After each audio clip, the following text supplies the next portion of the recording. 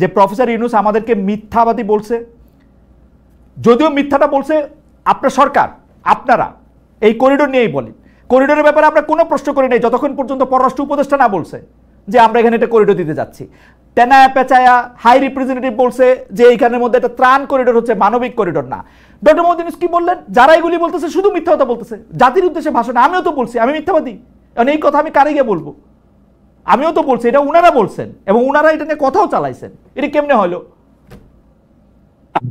Sir কিছু বক্তব্য সম্পর্কে বলেছেন মিথ্যাবাদী, একটু জেনারেলাইজ হয়ে গেছে, কিন্তু স্যার কিছু বক্তব্য, কিছু মিথ্যা কথা তো বলা হয়েছে খালেদ, কিছু মিথ্যা কথা বলা হয়েছে, কিছু কথা ছিল কারেক্ট। এবং স্যার যে কথাগুলো মিথ্যা ছিল হয়তো সেটা উদ্দেশ্য করে বলেছেন। আমি আপনাকে বলি, আমি তো সরকারের স্পোকসম্যান না। হ্যাঁ, এখন ধরেন আমি আমার ব্যাপারগুলো যেটা থাকে, আপনি আমাকে জিজ্ঞেস করতে পারেন যে ধরেন আমি আপনাকে বুঝায় বলি। আমার একটা কথা দেখে আমাকে প্রায় লোকজন বলে বা বলার চেষ্টা করে, আমাকে আমার তো আপনার ফেসবুকে কমেন্ট পড়ার সময় হয় না, আমাকে হোয়াটসঅ্যাপে আমার বন্ধুরা কেউ কেউ পাঠায়, বলে যে এরকম আপনি আগে বলতেন আপনি নাকি দায়িত্ব পেলে সারাদিন কাজ করবেন, যারা করবেন ইত্যাদি। ভাই আমি সারাদিন আপনি তো দেখছেন খালেদ না ভাই, আমি সারাদিনই কাজ করি। আপনাদেরকে অনেস্টলি বলি, আমি সরকারের দায়িত্বে আসার আগে 4-5 ঘন্টার বেশি কাজ করতাম না। আমি এখন কমপক্ষে 12 ঘন্টা কাজ করি। আপনারা যারা সাংবাদিকরা আছেন আমার মন্ত্রণালয়ে যায় দাঁড়ায় থাকেন, দেখেন, আপনারা আমার যারা কলিগ আছে জিজ্ঞেস করেন, আপনারা আমার বলেন আপনার কাজের কোয়ান্টিটি কি। আমি আপনাদেরকে চ্যালেঞ্জ করে বলছি, আমি 10 মাসে আইন মন্ত্রণালয়ে যে কাজ করেছি, বাংলাদেশে কোনো আইনমন্ত্রী 10 মাসে এত কাজ করে নাই। বাংলাদেশে কোনো আইনমন্ত্রী পিপিজিপি এরকম 4000 নিয়োগ দেয় নাই। বাংলাদেশে কোনো আইনমন্ত্রী 16,000 কেস প্রত্যাহারের সিদ্ধান্ত দেয় নাই। 16,000 কেস প্রত্যাহার করতে হয়েছে। এই কেসের যে কাগজপত্র আছে, চার্জশিট আছে এবং অধিকাংশ ক্ষেত্রে এফআইআর আছে, সেগুলিকে পরীক্ষা করে। আমি বলতে কিন্তু আমি আইন মন্ত্রণালয় বুঝাচ্ছি, আমার যত কাজ আছে তার মূল কৃতিত্ব হচ্ছে আমার আইন মন্ত্রণালয় কর্মকর্তারা। তারা শুক্রবার অফিস করেছে, তারা শনিবার অফিস করেছে, তারা বিয়ন্ড দ্য অফিস আর 7টা 8টা 9টা পর্যন্ত কাজ করেছে, করে এই কাজগুলা করেছে। আমাদের একটা মন্ত্রণালয়ের উদ্যোগ আন্তর্জাতিক অপরাধ আদালত পুনর্গঠন সপ্তাহে আমি এবং পূর্তমন্ত্রী সেখানে কাজের অগ্রগতি দেখতে গিয়েছি। আমরা আপনার সংস্কারের প্রসঙ্গে মেজর যে কোঅর্ডিনেশন, ইমিডিয়েটলি ইমপ্লিমেন্টেবল সংস্কার ভাগ করে করে বিভিন্ন মন্ত্রণালয়কে দিয়েছি। আমরা সংস্কার কাজ, সবচেয়ে বেশি সংস্কার কাজ করেছি। আমরা অন্য মন্ত্রণালয়কে যতভাবে পারা যায় আমাদের ওপিনিয়ন দিয়ে হোক, অ্যাডভাইস দিয়ে হোক, আমাদের কমেন্ট দিয়ে হোক সাহায্য করেছি। প্রত্যেক দিন রুটিন কাজ, আমার অফিসে একদিন আইসেন, এইরকম ফাইল জমে থাকে, সেই ফাইলগুলো ক্লিয়ার করতে হয়। এগুলির বাইরে এগুলি কাজ, রুটিন কাজের বাইরে। খালেদ আমাকে একটু বলতে দিবেন, আমি রুটিন কাজের বাইরে কি কি কাজ করেছি সেটা বললাম। আরেকটা কথা বলি আপনাকে, এই যে কাজ সকাল থেকে রাত পর্যন্ত, এই যে এইখানে এই অফিসে এই রুমের মধ্যে আমার বিল্ডিং অফিসে বসে মাঝে মাঝে 2টা বাজে কাজ করি। আমি আমাদের যে প্রবাসী কল্যাণের যে একজন কর্মকর্তা আছে, উনাকে ঈদের দিন আমার খেয়াল নাই, আমি কাজ করছিলাম সৌদি আরব, যে আমাদেরকে ড্রাফট এগ্রিমেন্টটা পাঠিয়েছে, সেই এগ্রিমেন্টের ভিত্তিতে আমাদের প্রপোজালটা সেটা আমি নিজে করছিলাম, নিজে করে আমাদের একজন কর্মকর্তাকে পাঠিয়েছি। উনি আমাকে অবাক হয়ে ফোন করছে, বলে স্যার আজকে না ঈদ, আপনি কাজ করতেছেন? আমি অবাক বলে ঈদ হচ্ছে কি হয়েছে, আমার তো সময় নাই, আমার বন্ধের মধ্যে কাজগুলো আগায় রাখতে হবে। এবং আমার কাছে দুঃখ লাগে কি, যে আমি কি ভাই আপনারে ভিডিও করে দেখাবো সকাল থেকে রাত পর্যন্ত কি কাজ করতেছি? আপনার খবর নেন না, আপনার কাজের কোয়ান্টিটি দেখেন না। আমি তো আপনার বললাম, এই যে চ্যালেঞ্জ করলাম না, 10 মাসে এর চেয়ে বেশি কাজ কে করতে পারে? Humanly possible? খালি আপনাকে কোয়ান্টিটি ওয়াইজ বলি, আমি প্রতিদিন এভারেজে 12 ঘন্টা কাজ করি, এখানে আমি 4-5 ঘন্টা কাজ করতাম। এবং আমি আপনাকে বলি, একটা কথা বলি, প্রথম 2 মাস 3 মাস আমি 16 ঘন্টা কাজ করতাম। প্রথম 1 মাস আমি এভারেজে 3 ঘন্টা ঘুমাতাম। আমি জীবনে কোনোদিন, আমি একমাত্র পিএইচডি করার সময় লাস্ট যখন এডিট করছিলাম, ওই লাস্ট 3 মাস এতটুকু কষ্ট করেছি, জীবনে আমি এত কষ্ট করি নাই। আমি প্রফেসর আসিফ নজরুল, আসলে আমাদের একটু সময়, আজকে আমাদেরকে একটু যদি বেশি সময় দেন, আমাদের একটু দেরিও হয়ে গেছে শুরু করতে, কারণ অনেকগুলি বিষয় আসলে অনেক দর্শক শুনতেও চাইছেন। প্রফেসর আসিফ নজরুল, আপনি জানেন যে আমরা একটু আইনের প্রসঙ্গে আপনার একটু দৃষ্টি আকর্ষণ করি, যে গত ফেব্রুয়ারি মাসে আপনি একটি বক্তব্য দিয়েছিলেন যেখানে আপনি বলেছিলেন যে হুটহাট কাউকে জামিন দেবেন না। আমি আপনাকে কোট করছি, যিনি জামিনের যোগ্য তাকে বঞ্চিত করবেন না। অনেকেই বলছেন আইন উপদেষ্টার চেয়ারে থেকে আপনি যখন এটি বলছেন, তখন সেটা বিচার বিভাগের, শাসন বিভাগের হস্তক্ষেপের ইঙ্গিত হিসাবে এটিকে দেখতে হবে। শোনেন, আমি 2টা কথা যদি আপনি একসাথে দেখেন তাহলে হস্তক্ষেপের ইঙ্গিত হবে না। আপনি একটা জিনিস মনে রাখতে হবে, যে আমাদের এখানে বিচার বিভাগও তারা প্রচন্ড আত্মবিশ্বাসহীনতায় ভুগছিল, কারণ শেখ হাসিনার আমলে তাদেরকে দাসত্বের মধ্যে দিয়ে কাজ করতে হয়েছে। তারা কি ডিসিশন নিবে না, প্রত্যেকটা জিনিস আইন মন্ত্রণালয়ের কাছে তাদেরকে বলতে হতো, মুখ চেয়ে থাকতে হতো। এগুলো আপনি জানেন, এগুলো বানানো কথা না, আমি পলিটিক্যাল কেসের কথা বলছি, নর্মাল কেসের না। এখন ধরেন তাদের তো, আমি তো আর ফোন করি না তাদের, আমি তো ডিরেকশন দেই না। জেনারেল যে রুলটা আইনের ক্ষেত্রে, জেনারেল যে রুলটা, সেটাই তো আমি বলেছি, আপনি হুটহাট করে জামিন দিবেন না, আবার যারা ডিজার্ভ করে তাদেরকে বঞ্চিত করবেন না। কারণ আগের আমলে হুটহাট করেই জামিন দেওয়া হতো আওয়ামী লীগের লোকদের, আর যারা পাওয়ার কথা তাদেরকে বঞ্চিত করা হতো বিএনপির লোকদের বা জামাতের লোকদের বা আপনার হেফাজত ইসলামের লোকদের। সেই জন্য আমি কার্ডিনাল প্রিন্সিপালটা বলেছি, কার্ডিনাল প্রিন্সিপালটা আমি ওপেনলি বলেছি। আমি যদি হস্তক্ষেপই করতে চাবো, আমি কি গাধা, আমি কি ওপেনলি বলবো? তাহলে আমি ফোন করে বলবো যে এটা করো। দুইটা বিষয় প্রফেসর আসিফ নজরুল, আপনি আইনের শিক্ষক হওয়ার কারণে জুডিশিয়ারিতে যারা আছে তাদের অনেকেই আপনার ছাত্র, এমনকি উচ্চ আদালতেও আপনার ছাত্রদের মধ্যে অনেকে রয়েছেন। কিন্তু আপনি যখন আইন উপদেষ্টা, মানে সরকারের নির্বাহী বিভাগের চেয়ারে বসে যখন এই কথা বলেন, তখন যারা জুডিশিয়ার মানে যারা চালান তাদের ক্ষেত্রে এটা মনে হইতে পারে কিনা যে স্যার আমাদেরকে ধমক দিচ্ছেন, যেই ধমকটা আসলে আপনার দেওয়ার কথা না? যে ধমকটা তো খুব ভালো ধমক, হুটহাট করে জামিন দিবেন না, মানে যেটা জামিন পাওয়ার যোগ্য না সেটা দিবেন না, আর যেটা জামিন পাওয়ার যোগ্য সেটা দিবেন। এটা ধমক কোথায় হলো? এটা তো সৎ উপদেশ। আমি তো বলেছি যে জামিন পাওয়ার যোগ্য মানে বঞ্চিত করবেন না। এখন আমরা আপিল টু আপিল কম্পেয়ার করি, ধরেন আনিসুল হক সাহেব যদি এই কথা বলতেন শেখ হাসিনার আমলে, আপনি এটা পছন্দ করতেন কিনা বিং ল মিনিস্টার?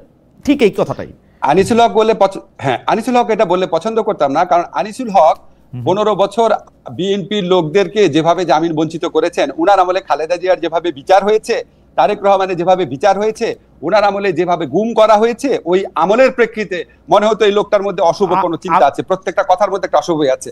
আমরা তো এগুলি করি নাই, আমরা তো কাউকে গুম করি নাই। কিন্তু জামিন দেওয়ার ক্ষেত্রে কি করেছেন প্রফেসর আসিফ নজরুল, আপনি একটু দৃষ্টি আকর্ষণ করতে চাই। ধরেন আমার বন্ধু শাকিল, তার স্ত্রী রূপা, তাদের বিরুদ্ধে যে হত্যা মামলা হয়েছে, সেই হত্যা মামলায় তাদের জামিন পাইতে কোন জায়গায় আটকায়? আমি তো আটকানোর জায়গা দেখি না। মামলা থাক, হত্যা মামলা থাক, আরো 10টা মামলা থাক, কিন্তু তাদেরকে জামিনে কোথায় আটকায়? আমি তো আইনের জামিনে আটকাইতে দেখি না স্যার, আমাকে যদি একটু আলোকিত করতেন। একই তো কথা, সরকারের পছন্দ করে না আপনারা এখন, মানে সরকারের বিরুদ্ধে, সেজন্য আপনি আদালতে রাইখা দিচ্ছেন, মানে তাদের জামিন হবে না। আজকে 10 মাস হয়েছে। আচ্ছা, আমি মাঝখানে আপনার কথা শুনি নাই, বাট আমি বুঝতে পারছি আপনি শাকিল ফারজানার উপর কথা বলেছেন।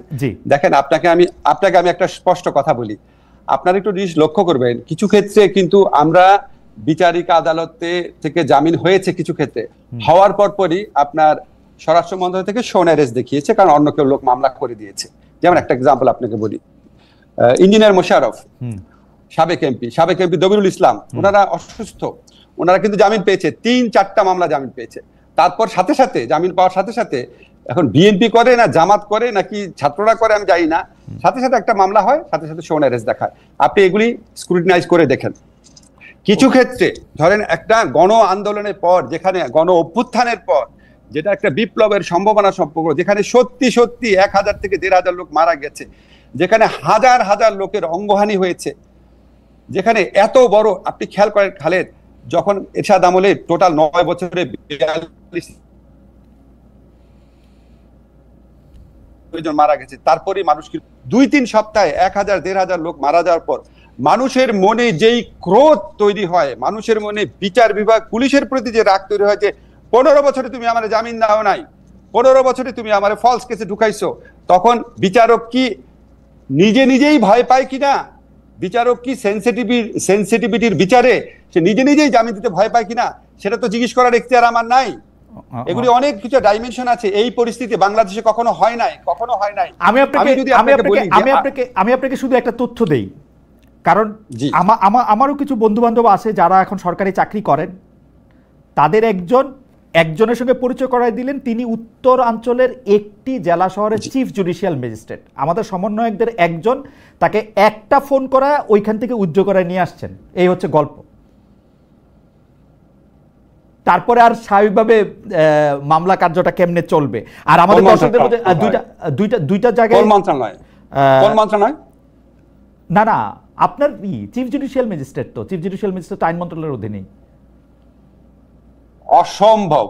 অসম্ভব কোন সমন্বয়কের ফোনে চিফ জুডিশিয়াল ম্যাজিস্ট্রেট চেঞ্জ করব? পরীক্ষা নিয়ে পরীক্ষা হয়তো আপনার অজান্তেও হইতে পারে, আমি জানি না, তাকে অসম্ভব। হতে পারে, আমি জানি না, কিন্তু অসম্ভব। আচ্ছা, আপনি আমাকে এরকম চিনেন? আমি শেখ হাসিনাকে ভয় পাই না, একটা সমন্বয়ক বলবে আমি ওটা চেঞ্জ করে দিব। এখন শোনেন, আমাদের এখানে শোনেন, আমাদের এখানে কিছু চেঞ্জ হয়েছে। যেটা হয়েছে, আপনার স্থানীয় পর্যায়ে আইনজীবীদের সাথে খারাপ সম্পর্ক হয়ে গেছে, খুব খারাপ অবস্থা। কিছু কিছু বিচারক আছে, তারা ইনসিকিউর ফিল করেছে, বিকজ ওই এলাকায় তাদের জাজমেন্ট নিয়ে অনেক প্রশ্ন আছে, মানুষ ক্ষিপ্ত ছিল, তারা রিকোয়েস্ট করে জায়গা চেঞ্জ করেছে। আর কিছু কিছু বিচারকের বিরুদ্ধে প্রচন্ড অভিযোগ ছিল, তাদের ক্ষেত্রে জায়গা চেঞ্জ করা হয়েছে। এখানে কোনো সমন্বয়কের কথায় বা কারো কথায় আমরা কাউকে পরিবর্তন করি নাই। সরি, আপনাকে যে বলেছে আমি তাকে চ্যালেঞ্জ করলাম, আপনি উনাকে বললেন আমার সাথে গোপনে যায় দেখা করে বলতে দেখাতে, আমি তাকে প্রতিকার দিব যদি এরকম কিছু আমার অজান্তেও হয়ে থাকে। আচ্ছা, ঠিক আছে, আমি তাকে বলবো অবশ্যই, এবং তিনিও নিশ্চয়ই আজকে এই অনুষ্ঠান দেখছেন এবং তিনি নিশ্চয়ই সরাসরি বলবেন হয়তো। আর আমাদের দর্শক আরেকটা প্রশ্ন করেছেন যে এই যে 4-5টা বিষয় নিয়ে, একটা হচ্ছে চিন্ময় কৃষ্ণ দাসের জামিন, 2 হচ্ছে সাগর রুনির হত্যাকাণ্ডের ব্যাপারে আপনি কোনো এটা কিছু বলবেন কিনা, সবচেয়ে বেশি প্রশ্ন আর কি এগুলি নিয়ে, এবং বিডিআর মিউটিনি যেটা আসে সেটার ক্ষেত্রে সরকার কোনোভাবে ওই মামলাটাকে সেনাবাহিনীর ভয়ে বা অন্য কোনো কিছুর কারণে প্রভাবিত করতেছে কিনা। চিন্ময় কৃষ্ণ দাস, প্রথম কথা হচ্ছে বাকি যে দুটো প্রসঙ্গ বলছে সেটা আমার মন্ত্রণালয়ের অধিভুক্ত বিষয় না, আমি এটা সম্পর্কে আপনাকে কারেক্ট ইনফরমেশন দেওয়ার মতো অবস্থায় নাই। চিন্ময় কৃষ্ণ দাসের ব্যাপারে উনি সম্ভবত হাইকোর্টে জামিন পেয়েছিলেন, রাইট? হাইকোর্টে জামিন পেয়েছিলেন, হাইকোর্টে জামিন পাওয়ার পর এগেইন উনাকে বোধহয় নতুন কেস দেওয়া হয়েছে। আপনি একটু খোঁজ নিয়েন, যখন একটা নতুন কেস দেওয়া হয় ওই কেসটা কি আমরা পুলিশ দিয়েছে বা সরকার দিয়েছে, আপনি একটু খোঁজ দিয়ে দেখেন। আপনাকে আমি একটা জিনিস চ্যালেঞ্জ করে বললাম, আপনি বলতে চান না শেখ হাসিনা গভর্নমেন্টের সাথে আমাদের পার্থক্য হচ্ছে শেখ হাসিনা গভর্নমেন্ট আমলে পুলিশ নিজে মামলা দিত, আমাদের সময় পুলিশ মামলা দিয়েছে কিনা আপনাকে চ্যালেঞ্জ করলাম। মামলা দেয় বিএনপির লোক, মামলা দেয় জামাতের লোক, মামলা দেয় ছাত্রদের নেতৃত্বে পরিচিত গণঅভ্যুত্থানের ক্ষতিগ্রস্ত ব্যক্তিরা, মামলা দেয় আপনার কিছু আইনজীবী যোগ সাজসে, মামলা হয় ক্ষোভ থেকে, মামলা হয় বিচারের প্রত্যাশা থেকে, মামলা হয় ব্যবসা বাণিজ্যের লোভ থেকে, কোনোটার মধ্যে সরকার কোনোভাবে ইনভলভ না। এখন একটা এরকম পরিস্থিতিতে 15 বছর যারা ক্ষুব্ধ, বিরক্ত, বঞ্চিত, মর্মাহত, ক্রুদ্ধ, তাদের প্রত্যেকটা অ্যাকশনকে আমরা খালি আহ্বান জানাতে পারি। আমি তো ওই অ্যাকশনের পার্ট না, আমি তো সেটা করছি না। শেখ হাসিনা আমলে সরকার নিজে করতো মামলা।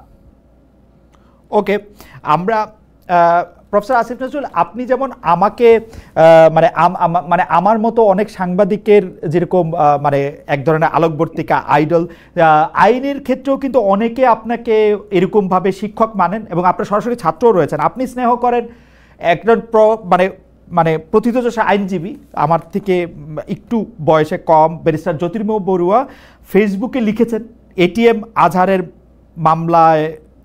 প্রসঙ্গে মামলায় আইনজীবী, আমি তাকে কোট করছি যে তিনি আগের প্রসিকিউশনের দায়িত্ব নেবেন না। তিনি বলেছিলেন, এটিএম আজহারের মামলায় আইনজীবী বলেছেন তিনি আগের প্রসিকিউশনে কাজের দায়িত্ব নেবেন না। তিনি এও বলেছেন তিনি আগে বিরাট সংখ্যক অভিযুক্তের পক্ষে লড়েছেন, এটা নিশ্চিত কনফ্লিক্ট অফ ইন্টারেস্ট। তিনি মানে আমরা যদি তার কথা এরকম শেষ করি যে এরকম পরিস্থিতিতে আসামিকে খালাস দেয়া ছাড়া কোর্টের আর কিছুই করার ছিল না, ফলে এক্ষেত্রে আইন উপদেষ্টা ভালো বলতে পারবেন কেন তিনি কনফ্লিক্ট অফ ইন্টারেস্ট বিবেচনা রেখে প্রসিকিউটর নিয়োগ দিলেন না। এক পর্যায়ে ব্যারিস্টার জ্যোতির্ময় বড়ুয়া এরকম বলেছেন যে আসামি পক্ষের আইনজীবীর দুর্দান্ত সাবমিশনের বিপরীতে ট্রাইব্যুনাল পক্ষের আইনজীবী ছিলেন নেহায়েত শিশু। আপনি এই বিষয়টি খেয়াল করেছেন কিনা, এবং ব্যারিস্টার জ্যোতির্ময় বড়ুয়া এর জন্য মানে আপনাকেই আসলে মানে আপনাকে লক্ষ্য করে প্রশ্নটা অন্তত করেছেন, আপনি যদি একটু দেখতেন। আপনাকে যদি বলি, আমি তো জ্যোতির্ময়কে স্নেহ করতাম, তো আমাকে কিছুদিন আগে জ্যোতির্ময় একটা স্ট্যাটাস একজন আমাকে ইয়েতে পাঠিয়েছে হোয়াটসঅ্যাপে। জ্যোতির্ময়ের বক্তব্যটা ছিল আমার মতো একটা গর্ধব শ্রেণীর লোক কিভাবে আইন উপদেষ্টা হলো আর কি।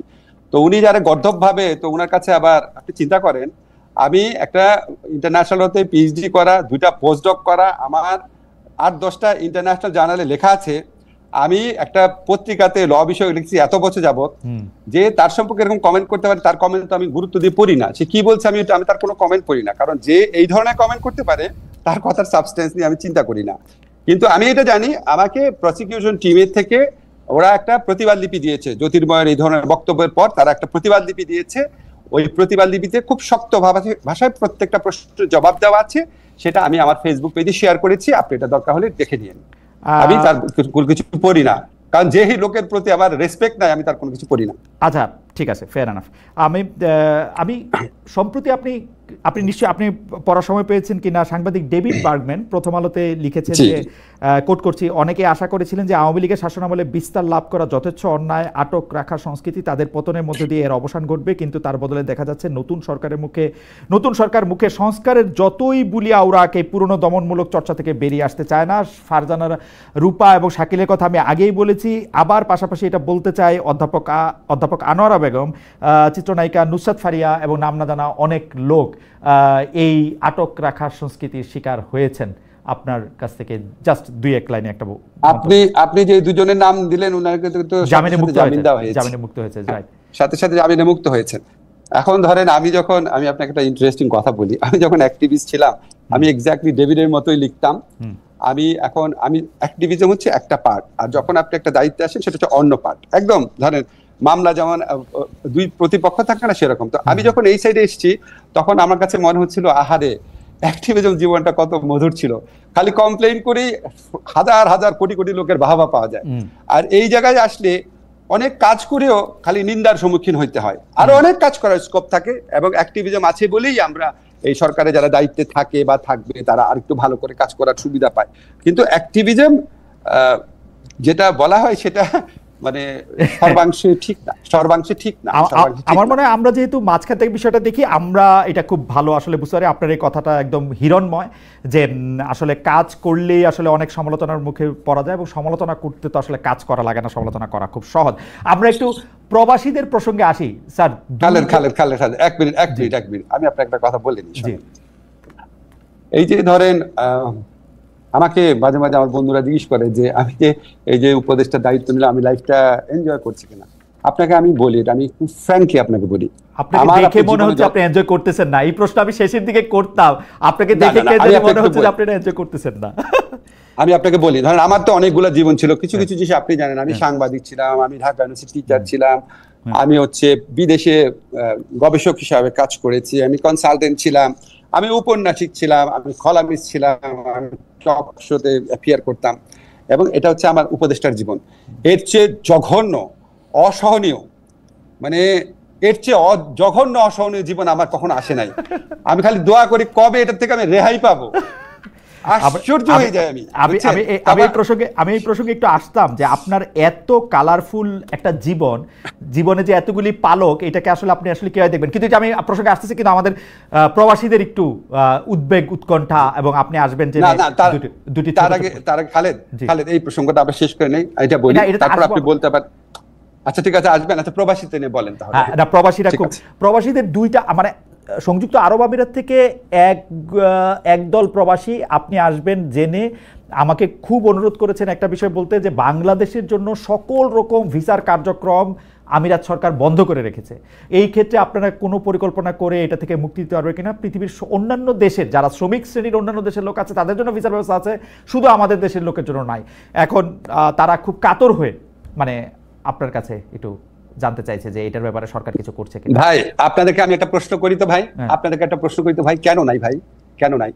আপনারা যারা প্রবাসে কাজ করেন আপনাদের মধ্যে 99% মানুষ অত্যন্ত সৎ, অত্যন্ত অনেস্টলি কাজ করেন, কিন্তু 1% হলেও মানুষ আছে যারা সেখানে আপনার যে সমস্ত কাজ করেন সেটা ওখানকার লোকদেরকে প্রচন্ড ক্ষুব্ধ করে। আপনারা জানেন যে এখানে আপনার ওরা বাংলাদেশ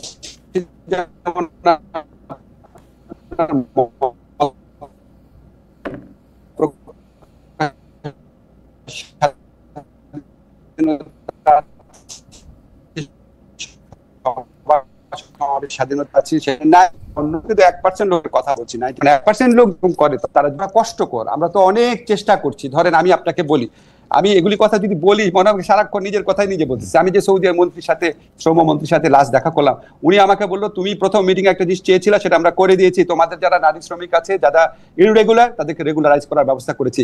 জর্ডানের মন্ত্রী আমাকে বলেছে জর্ডনে যারা নারী শ্রমিক আছে যারা ইররেগুলার হয়ে গেছে তারা যদি ভলেন্টারিলি আসে বিনা পয়সায় তাদের প্রত্যেককে রেগুলারাইজ করে দেওয়া হবে। এরকম আমরা তো ভাই নিরন্তর চেষ্টা করছি। আমাদের doctor Mohammad Yunus sir phone করার পর ওইখান থেকে সমস্ত যারা বন্দী ছিল তারা চলে আসছে।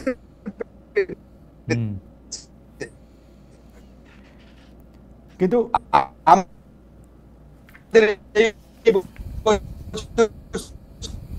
সৌদি আরব থেকে সব আপনার মুক্তি দেওয়া হচ্ছে সবচেয়ে সংখ্যক বন্দী। এর আগে চেষ্টা করছি, সংযুক্ত আমিরাতে আমাদের পাঠিয়েছে, উনি বারবার চেষ্টা করছেন, গিয়েছি কাতারে বারবার বলেছি, আমরা আস্তে আস্তে ওপেন আপ করার চেষ্টা করছি। ভাই, এটা তো আমাদের মুখের কথায় হয়ে যাবে না, আমরা চেষ্টা করছি। দেখেন, আমি সৌদি আরবে যাওয়ার পর আপনারা আমাকে কমপ্লেইন করেছেন বিমানের ভাড়া বেশি, আমি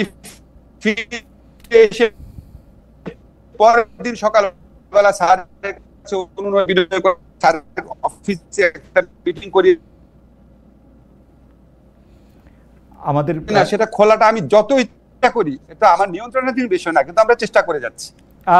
শুধু একটা বিষয় যে সরকার পরিবর্তনের সঙ্গে এটার কোনো সম্পর্ক আছে? মানে হাসিনা সরকারের আমলে উনাদের অবস্থা ভালো ছিল, সরকার খুব বেশি খেয়াল খবর রাখতো, আপনার সরকার কম রাখতেছে, ব্যাপারটা কি এরকম কোনো কারণে? শেখ হাসিনা সরকার যতগুলা বন্ধ হয়েছে, ইউএই বলেন, বাহরাইন বলেন, সব শেখ হাসিনা সরকারের আমলে বন্ধ হয়েছিল। ওকে, আমাদের আমলে বরং সৌদি আরবে লোক পাঠানো বেড়েছে, জর্ডানে লোক পাঠানো বেড়েছে। আমাদের আমলে বরং ইউএইতে মার্কেট ইনশাআল্লাহ তাড়াতাড়ি খুলে যাবে। আচ্ছা, ঠিক আছে, এটা একটা আসার কথা। দ্বিতীয়টা হচ্ছে এক ধরনের দাবির মতো, সেই দাবিটা হচ্ছে প্রবাসীদের ভোটের ব্যাপারে। আসলে আপনি এটাকে কি মনে করেন? এটা আইন সংশোধন করে প্রবাসীদের ভোট দেওয়ার ব্যবস্থাটা করা উচিত কিনা? দুই হচ্ছে প্রবাসীরা যাতে সংসদ সদস্য হতে পারে, সেইটা আসলে রাখা উচিত কিনা 66 ঘ চেঞ্জ করে? ভাই, দ্বিতীয়টা আমি বলতে পারবো না, ওটা তো সংবিধান পরিবর্তন সংক্রান্ত বিষয় আছে। প্রবাসীদের ভোটাধিকার প্রদান করার জন্য ডক্টর মোহাম্মদ ইউনূস দৃঢ়ভাবে সংকল্পবদ্ধ। উনি আমাকে একটা কাজ দিয়ে গেছেন ইংল্যান্ডে যাওয়ার আগে, যে কনসার্ন বিশেষজ্ঞদের সাথে বসে প্রবাসীদের জন্য সবচেয়ে ভালোভাবে কিভাবে ভোট নেওয়া সম্ভব হয় সেটা যেন আমরা ওয়ার্কআউট করে রাখি। উনি আসলে উনাকে বলবো, ইলেকশন কমিশনকে জানানো হবে, ইলেকশন কমিশনও চেষ্টা করছে। আমরা মানে কি বলবো, এর চেয়ে বড় আনন্দ আর কিছুই হবে না আমাদের জন্য। আমরা প্রবাসীদের ভোটাধিকার প্রতিষ্ঠা করার জন্য যত প্রচেষ্টা সম্ভব সমস্ত কিছু করবো, এটা বদ্ধপরিকর। এবং আমার কাছে মনে হয় স্যার যাওয়ার আগে সবচেয়ে বেশি যে জিনিসগুলো চায় তার মধ্যে এটা অন্যতম। ইনশাআল্লাহ এটা আমরা করতে